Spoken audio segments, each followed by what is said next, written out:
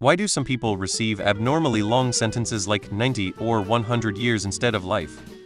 Life usually means no chance for parole. You can get 80 years but be up for parole much sooner.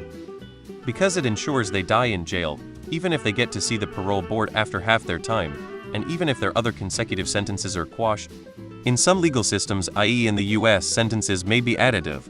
So if you're convicted for several crimes, the sentences will add up. You won't be sentenced for life in prison, because law doesn't say you are to be sentenced for any of these crimes. In my country, Ukraine, the court may decide to merge multiple sentences into the heaviest one or cumulatively add them up, but no more than the maximum term that is prescribed by criminal code, that is 15 years. They are being given a total sentence for multiple charges. There are sentencing guidelines that are specific to the offense. In particular, there are maximum sentences, so a life sentence isn't always an option. For example, if you gently nudge your cat with the side of your foot, the maximum sentence is jail for 1,000 years. Like you still have a chance. They could have multiple counts of a crime where the penalty is 10-20 years, but life in prison is not part of the statute. So the judge can't legally sentence them to life in prison, but can sentence to consecutive terms up to the maximum for each charge they were convicted of. Dramatic effect, really.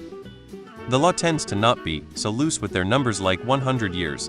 Might as well be life, because who knows how long a person will live, either as outliers or because we may have made medical advances by that time, or if some of those years get appealed and/or some rulings get overturned, then it does make a difference.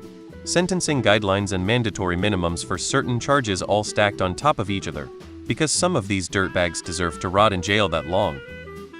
Another bit of input. In Australia, we don't have a life sentence. The maximum sentence is 25 years. However, they will stack other years on top for multiple offenses, so 25 for murder, 10 for assault, 8 for etc., so they'll have sentencing like 120 years.